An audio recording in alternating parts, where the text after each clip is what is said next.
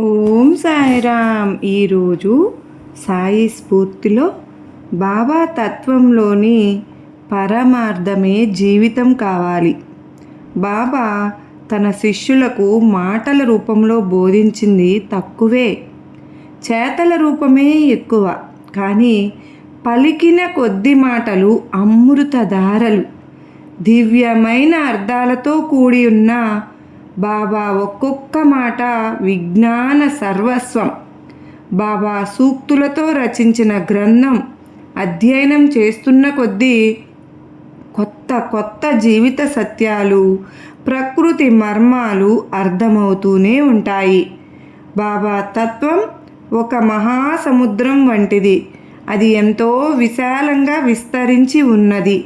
అది ఎంతో అగాధమై భక్తులకు అందులో ఓలలాడాలనే ఉబలాటం కలిగిస్తుంది. అది ఎంతో అగాధమై అలాంటి బాబా తత్వం అనే సముద్రంలో ఉన్న నిగూఢ అర్థాన్ని గ్రహిస్తూ జీవించాలి. బాబా మాటలే సేదతీర్చే జలాలై మన శరీరానికి, మనస్సుకు, ఆత్మకు ధైర్యాన్ని, శక్తిని, ఉత్తేజాన్ని చేకూరుస్తాయి. బాబా మాటలో, చేతలో, నడతలో మనకు ఎన్నో జీవన సత్యాలు సూచించారు. అవి గ్రహించిన వారు ధన్యులై జీవిస్తారు.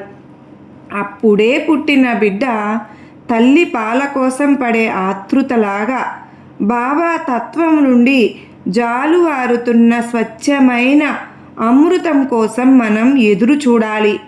మన శారీరక ఆరోగ్యానికి పోషణ ఎంత అవసరమో, మన అంతర్గత ఆరోగ్యానికి బాబా సూక్తులతో నిండిన గ్రంథాలు చదివి అందులోని ఆధ్యాత్మిక తత్వం అర్థం చేసుకుని వాటిలోని మంచిని గ్రహించి ఆచరించడం అంతకన్నా ఎన్నో రెట్లు ఎక్కువ అవసరం.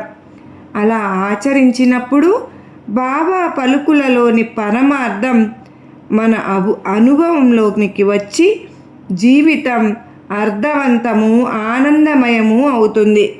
బాబా సచ్చరిత్ర మనం ఎన్నిసార్లు చదివినా కూడా కొత్తగానే అనిపిస్తూ ఉంటుంది. ఇంకా ఎంతో నేర్చుకోవడానికి మిగిలిపోయి ఉందనే మనకు గోచరిస్తూ ఉంటుంది. ఎంత మన జీవిత పర్యంతము అర్థం చేసుకున్నా ఇంకా మిగిలే ఉంటుంది. మనం బాబావారి సచ్చరిత్రలోని గ్రంథంలోని అంతరార్థాన్ని గ్రహించడానికి ప్రయత్నించాలి. సర్వేజన సుఖినో భవంతు.